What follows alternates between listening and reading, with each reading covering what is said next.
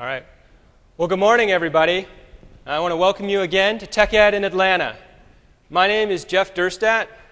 I'm a dev lead on the Entity Framework product team at Microsoft. And with me today is David DeWinter, one of the tech leads on the Entity Framework and for the Code First project.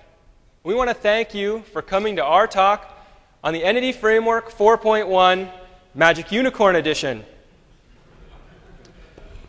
So, historically, dealing with data access has been frustrating and a bit messy, unlike our little friend up here. It took great care to get your design and layering correct.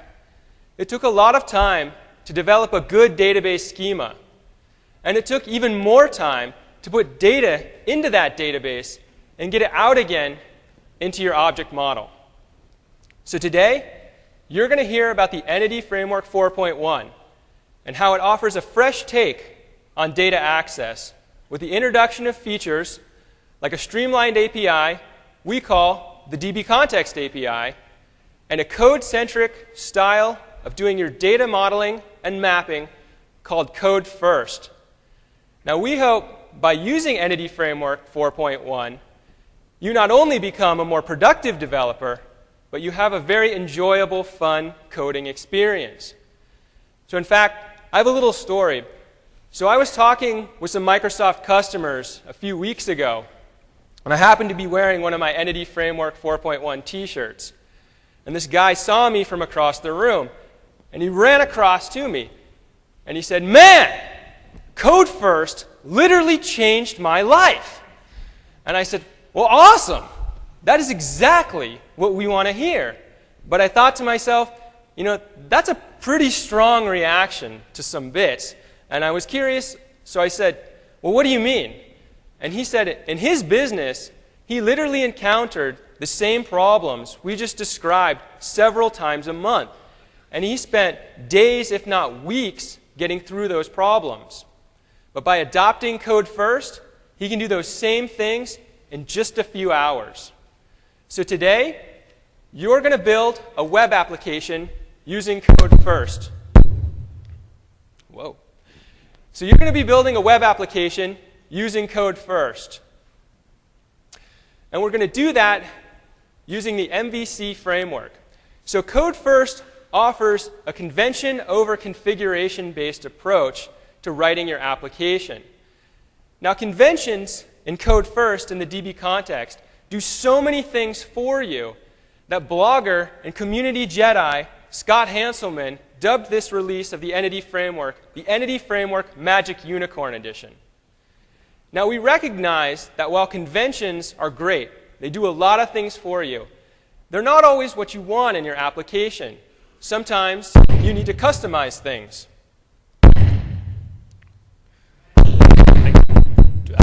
That is him.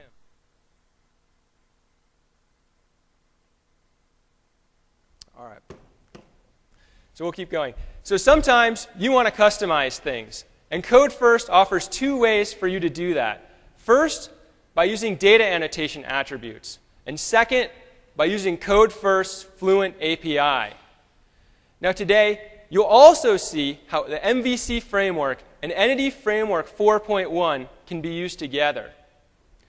Now, as a little bonus, we'll be showing you some new things with Code First and the Entity Framework that we hope will bring even more smiles to developers' faces.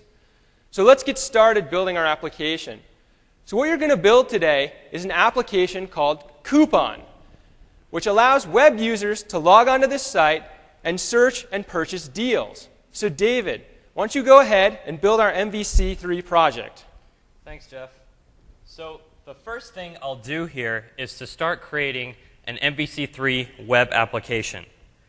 We'll just use the default options when we're asked for them here as well. So now this gives us the default templates for MVC3. But before we can start using EF 4.1 Magic Unicorn Edition, we need to add a reference to it. Now, we shipped EF 4.1 after the .NET Framework 4.0 was released. So we could go out to Microsoft Downloads and download it through the website, but I'm actually going to do this a much faster way using a technology called NuGet. Now, show of hands, how many of you guys have heard or used NuGet before? Wow, that is amazing. So NuGet is a phenomenal addition to Visual Studio, which allows us as developers to be even more productive starting our applications. So the way it does that is there are so many libraries out there which are not shipped as part of the .NET framework. Whether they're made by Microsoft or even external community guys, there are just so many things out there that we use in our applications today. And EF 4.1 is one of those. So the way we can actually reference this project directly from Visual Studio is to add a library package reference, as you can see here, as a new context menu item on the Add References dialog. So once we click that, you can see that there are so many packages available for us to use, including the top one, Entity Framework 4.1. But you can also see there are many pages of other libraries that we can reference as well. But MVC 3 has already taken the liberty of referencing the Entity Framework 4.1 for us. So at this point, we're ready to get started. All right. So like I said, to build this application, we're going to be using code first. So the first thing we do is we define our data model. And we do that by writing some code. Now, the coupon application has a couple of interesting entities. The first is our user entity. So let's add a class called user to our project. Now to start, a user is pretty simple. It just has an ID and a string for the name.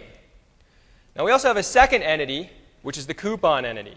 So a coupon entity, again, has an ID, but it also has some other information about that deal.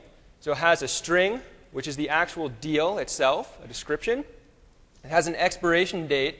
And of course, every coupon has a price. They're not free. So once we have these two entities, we can start doing interesting things with them, like relating them to each other. So first, we can add a little collection to our coupon class, which are all the users that have purchased that particular coupon. We can also go up to the user class, and we can add a collection of the coupons that that particular user has purchased. Now, there's a couple things I want to point out about these classes. So they're what we call POCO classes, plain old CLR objects. You know, there's no reference to the entity framework on here. They don't derive from a special entity framework or code first class. There's no special attribute you have to put on them. All you have to do is define your classes like this. Once we have these classes, we need to tell entity framework to use them as our data model. And we do that by using that DB context API. So let's define a class. And we'll call it coupon context. And what you do is you derive from the class DB context. So all the code that you have to write in this particular class is to tell code first, what are the sets of things that you're interested in? In our case, we're interested in the set of users and the set of coupons. At this point, this is all the code you have to write to get started with code first. So once we have these things, David, we can begin building the rest of our application. That's right. So we're using MVC here, and we've actually created the M in MVC, the model. But we also need to create some views and some controllers to create an end-to-end experience using these particular model classes. So we could write these by hand, but let's instead take advantage of some of the great MVC tooling that's shipped as part of version 3.0. So in this case, what we'll do is we'll add a couple of views and the corresponding controller logic to create, update, delete, and read user entities. So first, I'm going to build this application so the tooling knows what model classes I have available. I'll then add a new controller.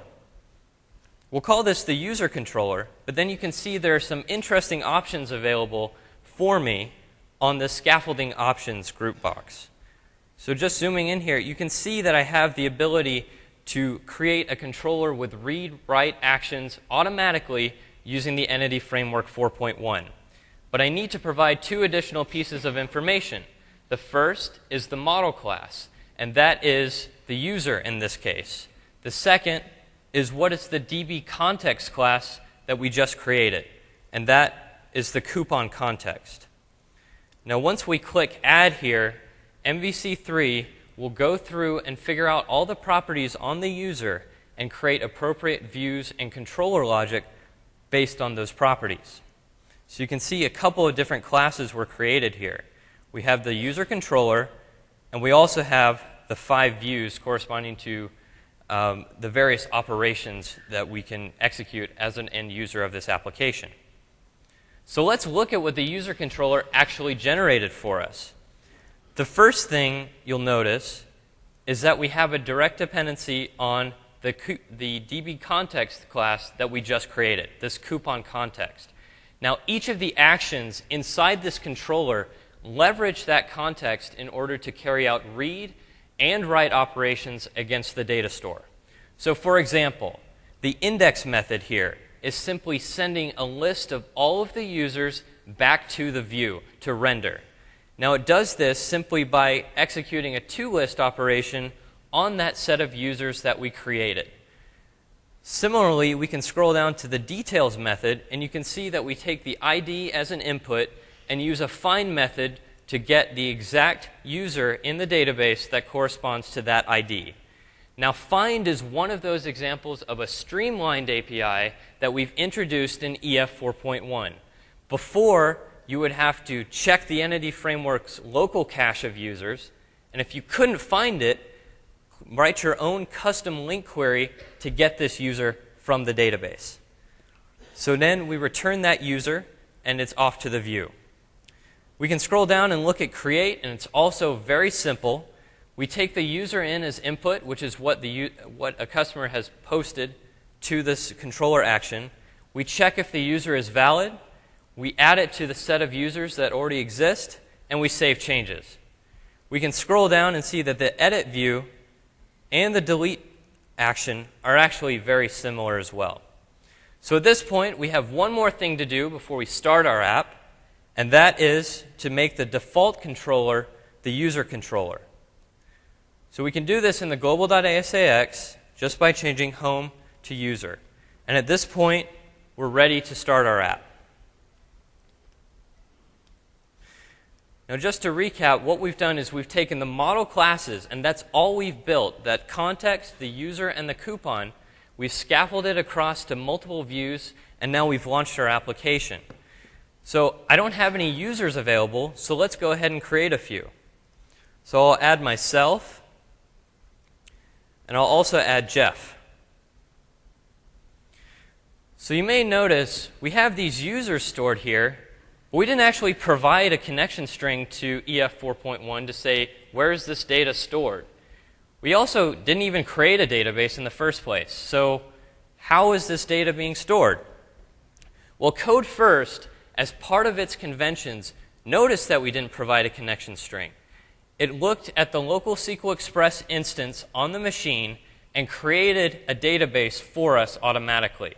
Now, that database we created based on another set of conventions. And those conventions looked at the user on coupon classes that we created and created the appropriate user and coupon tables and columns to store this information. So let me actually show you how this data is stored. So I'm coming over to SQL Express. I'm going to refresh the list of databases. And you can see now that I have this new database called couponweb.models.couponContext. That is the full name of the coupon context class that we just created. And if we look inside here, you can see a couple of different tables. So first of all, looking at coupons, you can see that the table is named coupons. So one thing that's interesting here is that we have a convention that runs on the table name, or on the class name, which pluralizes the name of the class to make the table. So we had coupons in the model. Now we have coupons in the database. There are other conventions that have run as well, like coupon ID. It's marked as a primary key here, but we didn't actually specify any of that inside of our model. Code First decided that because of its name, coupon ID becomes the primary key. And you can also see that we have .NET data types mapped directly to SQL data types here. So string, date, time, and decimal map to nvarchar, date, time, and decimal 18.2. If we scroll down at user, you can see that similar conventions have been applied for user ID and username. Finally, coupon users. Well, we didn't create a class called coupon users, but because of the many-to-many relationship that we created between coupon and user, CodeFirst decided that we need a join table to store this information. And so we've created this join table directly here. Now, the last table you may notice that I didn't expand is called EDM metadata. We'll talk about this a little bit more in just a second, but think about it as this is a way for CodeFirst to determine whether the model as it exists in code is in sync with the model as it exists in the database. But as I said, we will look into this more in just a second. Now, because this is your application, there may be some conventions that you don't like CodeFirst running here. For example, username seems a little bit long as an nvarchar max column. Let's try and reduce that to a length 30 instead. Another thing is I don't really like the name coupon ID in my coupons table. So I want to actually rename that to the real semantic meaning, a coupon code. Finally, this coupon users table doesn't really represent what it's storing. And what it's storing is the purchases. So I'd like to rename that table to purchases as well. So Jeff, how can we do that? So as we mentioned, CodeFirst uses a bunch of conventions to help you get started. But when those conventions do things that you really don't want to happen, you can use our two mechanisms of overriding those conventions with configuration. Now, the first one is by using data annotation attributes. So data annotation attributes are in the system.componentModel.dataAnnotation namespace. And these are just attributes that you can put it on your class definitions and your properties to give hints to CodeFirst about how to shape that database schema. So for example, there's a key attribute in there that you can put on a property, and you tell CodeFirst that this is the key property. Likewise, another interesting one is the required attribute. And if you put that on a property that's nullable in .NET, such as a string type, it'll make that a not nullable column in your database. Now, Entity Framework 4.1 introduced a bunch of additional data annotation attributes. So let's look at those. So there's interesting ones in here, like the column attribute. Now, what column attribute does is it allows you to rename a property and give it the specific name you want it to have in the database. You can do the same thing with the table attribute. Put that on an entity class, and you can say what table it should map to. Another one that I think is pretty interesting is the not mapped attribute. So let's say you have a property on your entity that you don't want in your data model. You don't want to have a column for that in your database. So you can use the not mapped attribute there. And it just tells CodeFirst, hey, ignore this property. So there's other cool ones like specifying foreign keys or hooking up inverses. But let's show how we can use these data annotation attributes on our model. So let's go back to the user, and let's address some of those customizations that David mentioned. So first, let's take a crack at the username. So we wanted to limit that to 30 characters. So we're going to use the string length data annotation attribute, and we'll just pass in a value of 30. The other thing he mentioned was the coupon ID property. Well, we want that called coupon code in the database.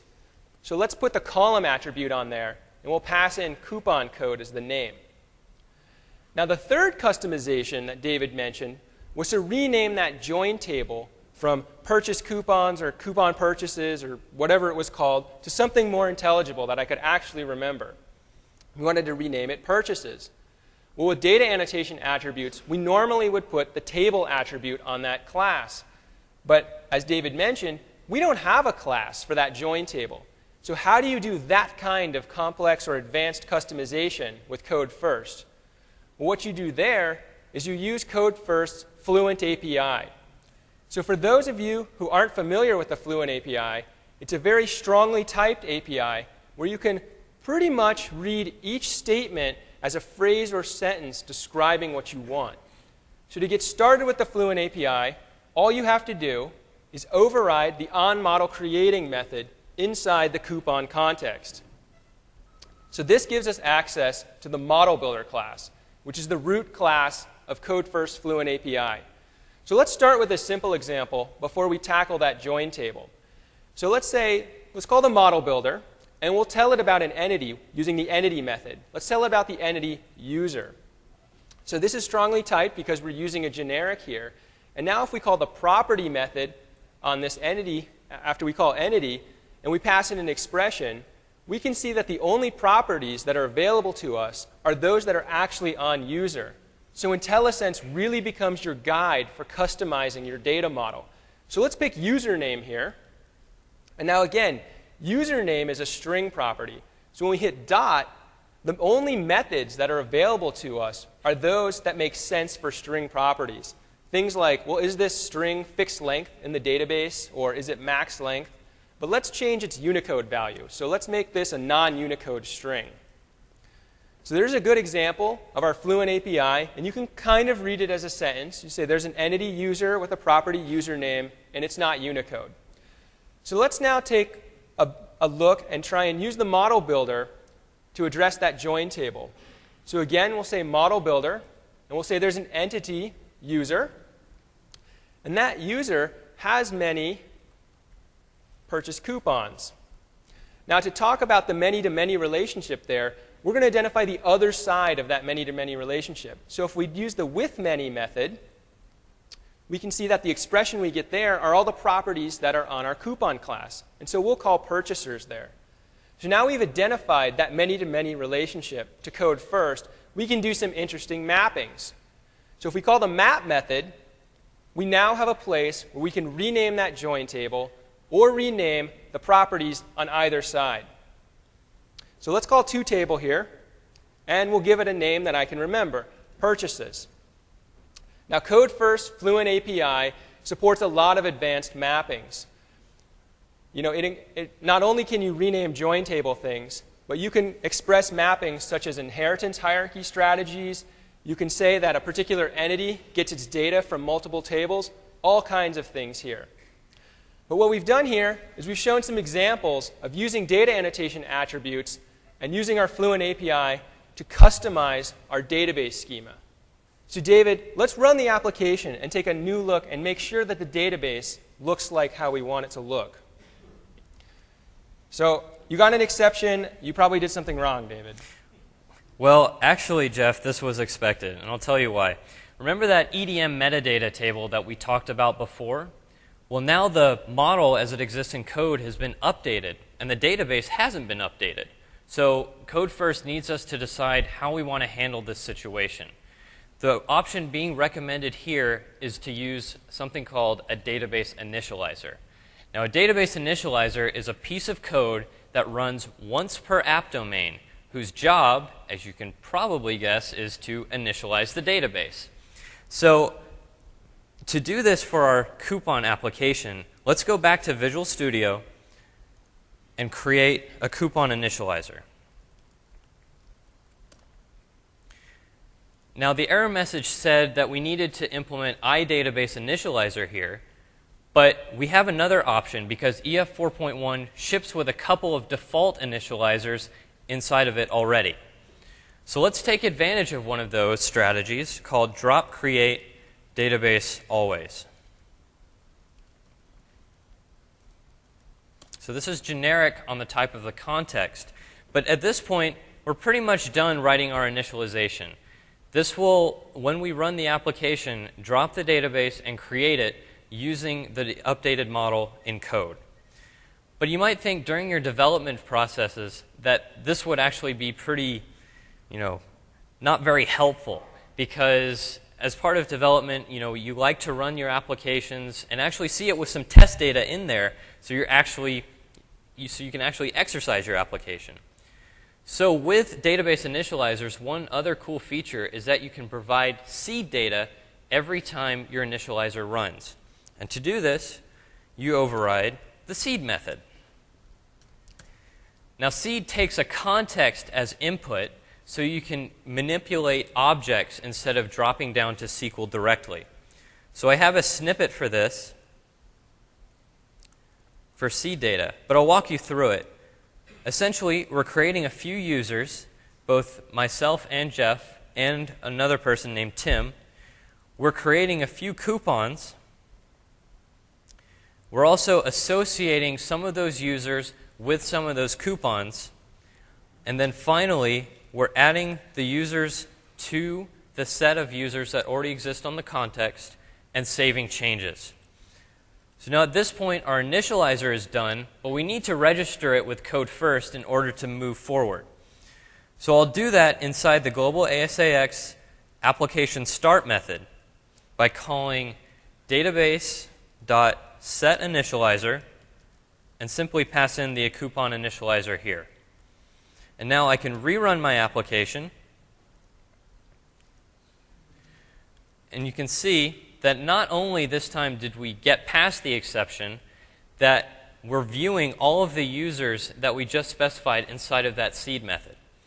So at this point, we basically run everything through that pipeline, and now the model in the code is in sync with the model in the database. All right. Well, I think this is a pretty nice way of doing business. I mean, every time we run our application, we're going to get a brand new database. It's going to drop that old database and get a brand new one. So if we do this, we never have to worry about dirty or stale data again. It's great. But no, in all seriousness, database initializers do have their place during the development workflow. For example, like when you're just getting started with an application and you're having code first deploy out databases for you initially, you can use that database initializer, as we saw, to not only build the database every time you run your app, but put seed data in it. Now, database initializers are also great if you want to provision a test database to run some integration tests.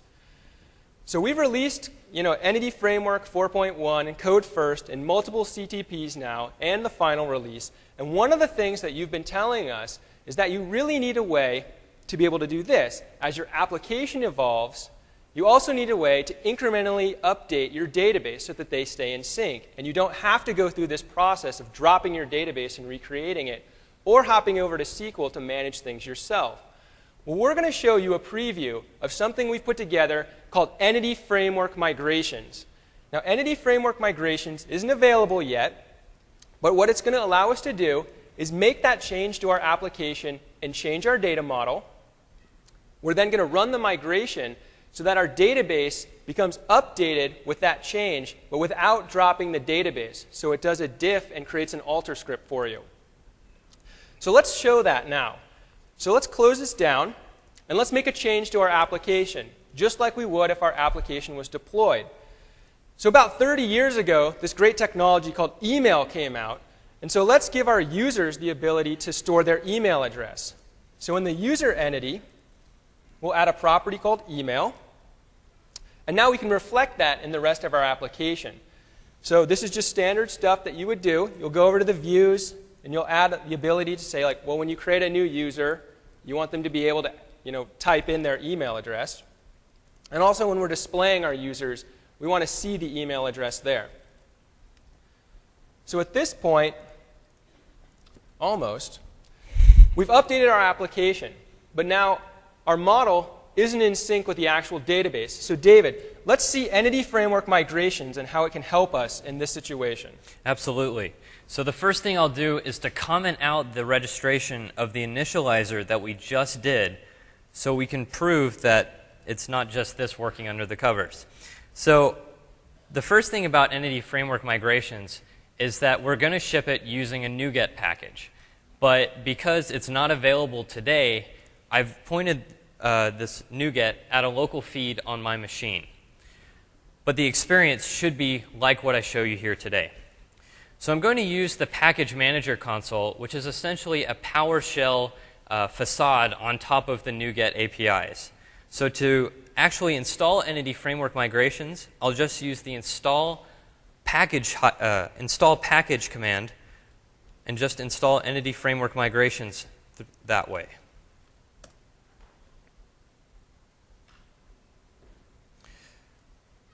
So I've added it to the project, and now the next thing I'll do is to simply execute the migrate command, which Entity Framework Migrations has added to this project. So what this will do is it looks in your current solution for all of the DB context classes that exist. Now we only have one, so it's very simple. It will look at the classes that we have, so user and coupon, and try and diff that with the database tables that already exist. Now it'll see that email is new in the user class, but it doesn't exist in the database. So at this point, it will create a diff script and run it against the database. Now I'll go ahead and show you guys, because looking at users right here, I can refresh the columns. I think you forgot to build. Oh, you're right. Let's migrate again. Yes. That's the other thing that we'll hope to work on. Right now, we require that you build and update the actual DLLs before migration occurs. So we'll just run this very quickly again.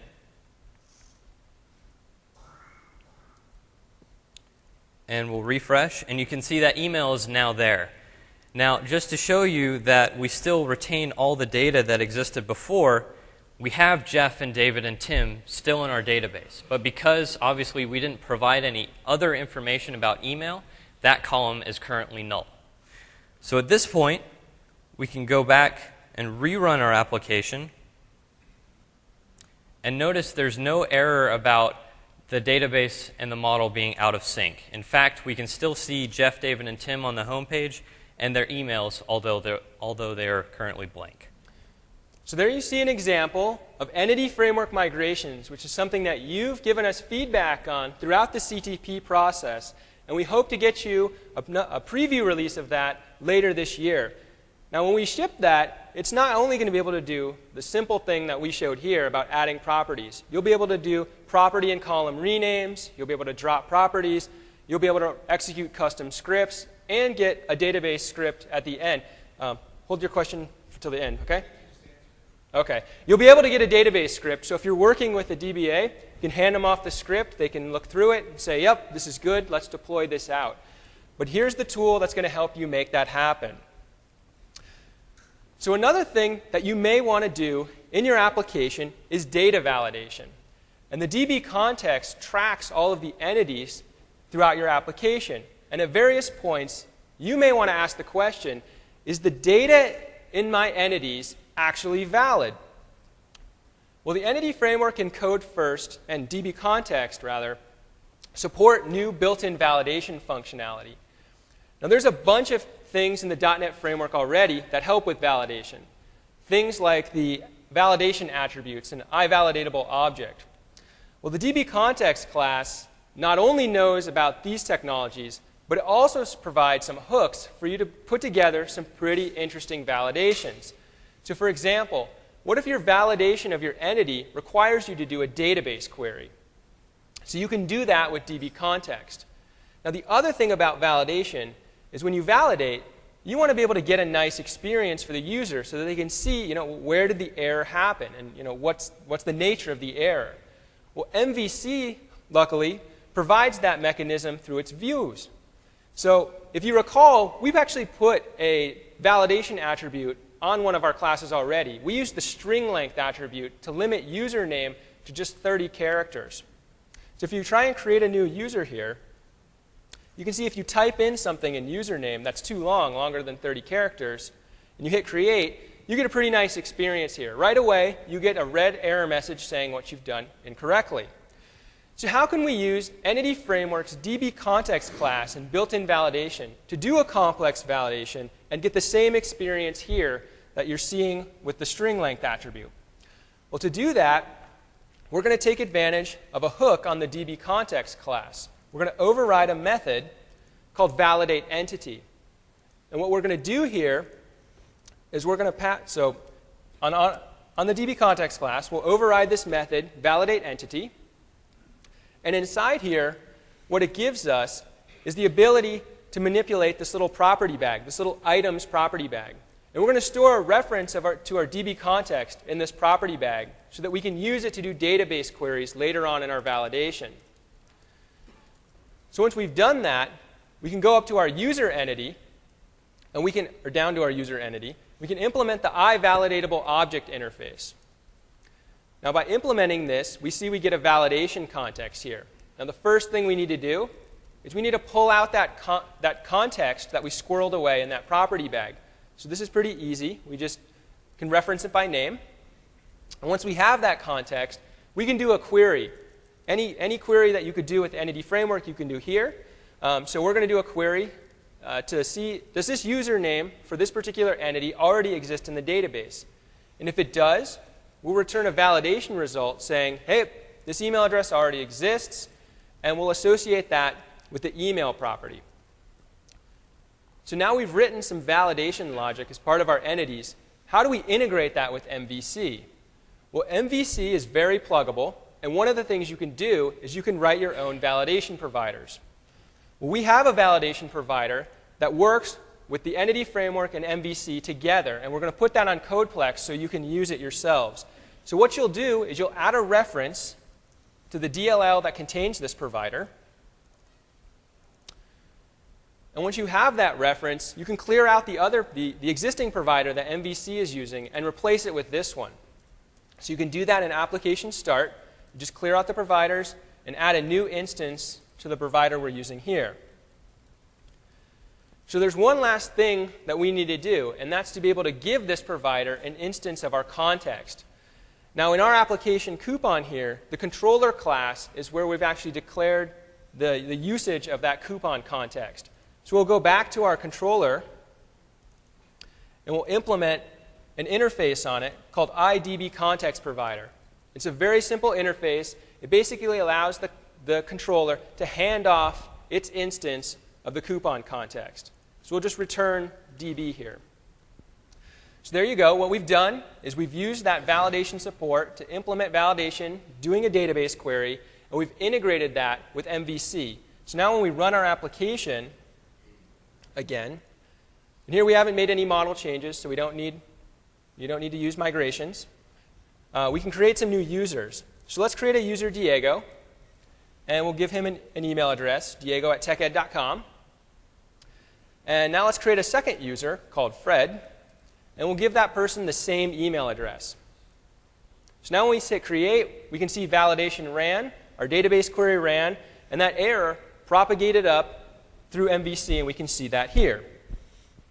So validation is a pretty powerful feature, as you can see, but there's some more things that you can do with the Entity Framework and Code First.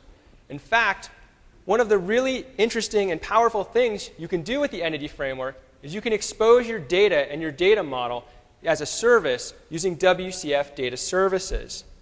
Now, because the Code First and DB Context are just part of the Entity Framework, it's just as easy to do that with your coupon context class with WCF data services.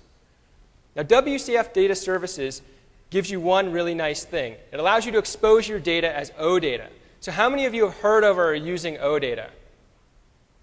So fewer than NuGet, but still a good number. So what OData is, it's a very platform-agnostic way of exchanging your data. And the thing about OData is it has a very rich and growing ecosystem of producers and consumers of data in this format. So for example, things like Excel and Power Pivot, where you can make it very easy for you to import your data using an OData feed into Excel, or SharePoint producing OData. There's also a lot of businesses who are exposing their data as OData, like eBay and Netflix. So what we're going to do here is we're going to build a WCF data service on top of our model. So let's close this down. And what we're going to do is we just add a new item. We add a WCF data service to our web application. And we'll call this the coupon service. Now, the Entity Framework 4.1, as we've mentioned, shipped after .NET 4.0. And .NET 4.0 included WCF data services that we see here. So this data service class doesn't natively know about DB context. But there's actually a new release of WCF data services that you can go download from the MSDN download site that does have a more integrated experience with DB context. So we'll show you that today. So all you need to do is drop the references to data services that were included in .NET 4.0 and add references to the new ones. So they have the same names, they're just Microsoft dot. So once we've done that, we can begin filling out our data services code here. And it says, to do, put your data source class name here. So let's do that. That's the coupon context. Now the next thing we need to do is give our service knowledge of the access rights for the sets of things in that context. So in this case, users and coupons. So we'll give them all access, so we can do reads and writes. And we'll also update the version of data services that we're using to version 3. So now we've written our data service. Let's give you an example of OData for those of you who aren't familiar with it. So we'll view our service in the browser.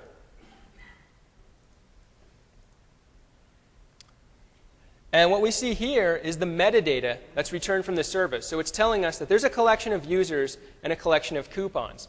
Well, how can I get at that data? Well, what you do is data services supports a REST interface for querying that data. So you can go up to the address bar, and for example, you can say, show me all the users. Just type in users. And you can see that you get an OData feed here that includes the users.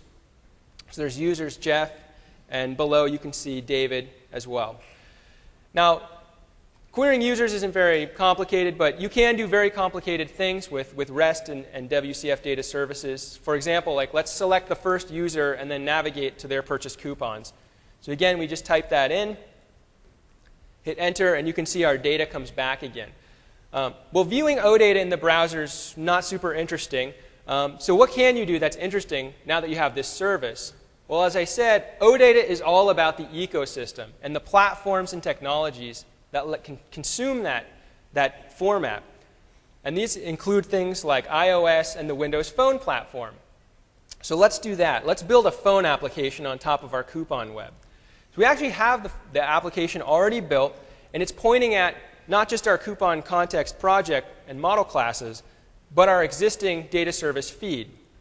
So if we set our phone application up and run that, we can see that we're getting our data from code first, that we then wrapped inside of a WCF data service, and then that data is being exposed as OData, which our Windows Phone application can then display.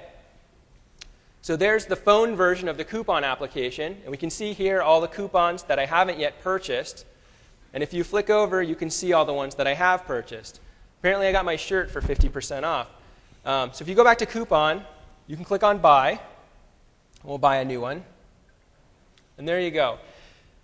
So it's pretty easy for you to start with code first by defining your data model in code, and then building that out and exposing that data on the web using data services or MVC, and then go further than that and expose your data on the mobile platform. So everything we've been talking about up till this point has been about code first helping you provision that initial database. And you've seen how you can use database initializers and the upcoming Entity Framework migration support to help you manage that database. However, I bet many of you have existing databases already. And you might be asking, well, how can I use code first with my existing database? Well, you absolutely can. And in fact, we get this question so frequently that we decided to build some additional tooling in Visual Studio to make it easier for you to do that exact scenario where you have an existing database. Now, these are called the Code First Power Tools for Visual Studio, and we're just about done with them. It should be about another week or two, and you'll be able to do exactly what David's about to show. So David, why don't you use the power tools, point it at an existing database, and start using code first? Sure. So let's go back over to SQL Management Studio, and instead of looking at the coupon database that we just created, let's look at another database that has already been here called Coupons Extended. Now, Coupons Extended is very similar to what we just built, except we have a new table in here called Category. Now, Category, all it is, it has a few rows of reference data which categorizes the various coupons that we have in the app. So we're going to take this database and actually reverse engineer it into code first using these power tools. So I already have a Visual Studio solution open, which is different from what we were just working on. So this is the vanilla MVC3 web application with a few tweaks to the views. So at this point, we can right-click on the project node, and you'll see we have a new menu item here to reverse engineer code first classes. And this will be installed once you install the power tools, which we'll release very soon. So once we click on that particular menu item, we're prompted to choose a database. Now the database is obviously Coupons Extended. We'll click OK, and at this point the Power Tools will generate a couple of classes for us. The first class you see here is the context class. And though this looks very similar to the context class that we wrote by hand, but there are also a few differences. So first, we still have DB sets for each of the tables that we created, category and coupon, but there's some differences here. In the static constructor, we're explicitly saying that the database initializer should be null. Now we do this, obviously, because you have an existing database. We don't want to mess with it in this situation. So we don't want anything that's dropping or creating databases inadvertently. Second, we have a bunch of Fluent API that we need to call in order to map the category and coupon classes to the tables that exist in the database. But we don't have any Fluent API in this on-model creating. So what we've done is we've partitioned each of the Fluent API statements into their own class. Because you can have databases with hundreds, if not thousands of tables in them, we found it a little more manageable to partition these configuration statements by class. So looking at category map, you can see that we have the same Fluent API that you've seen before. And similarly, if we go to coupon map, you can see the same sort of thing.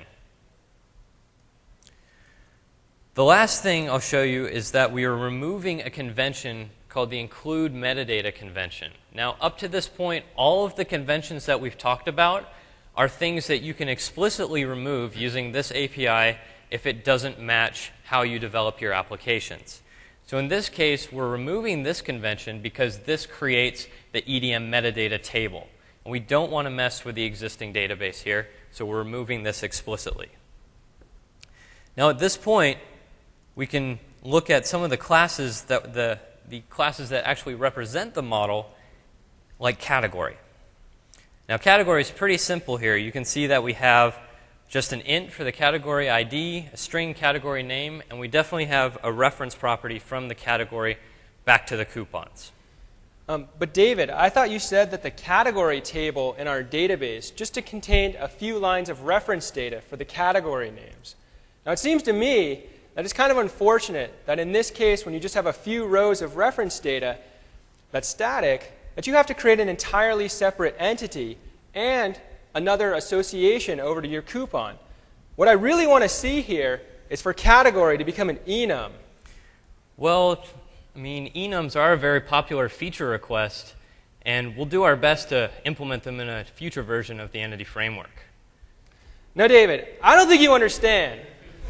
I mean, I really think that category should be an enum property on coupon. Well, Microsoft does have a number of workarounds today for using... No workarounds here. I mean, come on. Enums is the #1 requested feature, not just for CodeFirst, but for the entire Entity Framework. Now, how many of you want to see category up there become an enum property in the Entity Framework? How many people? All right, David, please make category an enum. Well, all right. I am very excited to announce that in the next version of the Entity Framework, we will ship with full enum support. All right.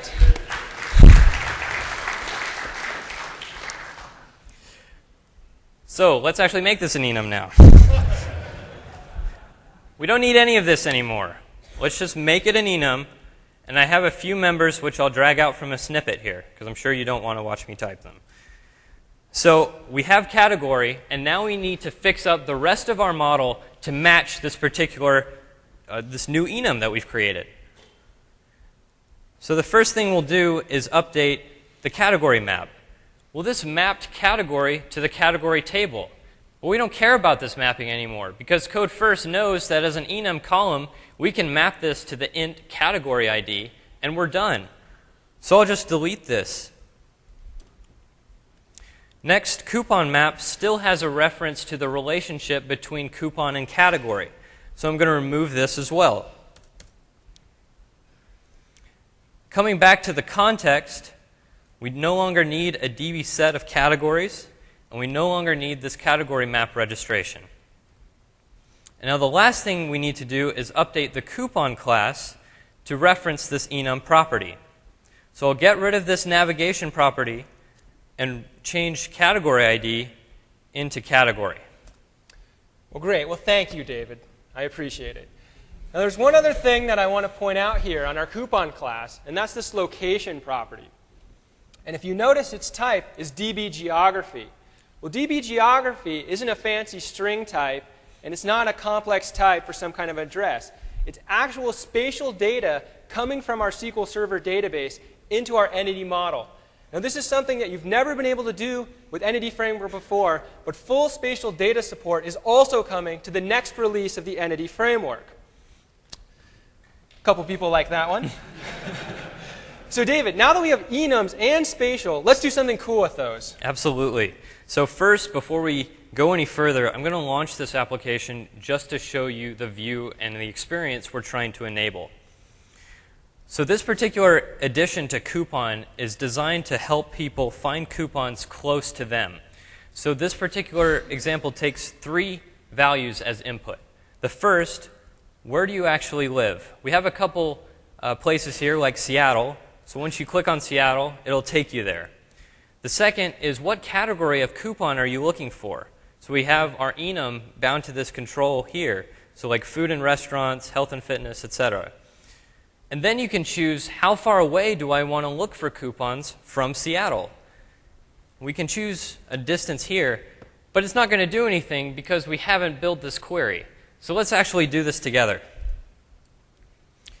Coming back to the application, I'll open the home controller, which is the vanilla controller that's created by MVC3. Now the first thing we need to do is to add a reference to the context class because we need to execute a query here. So we'll add a class level field for the coupon's extended context.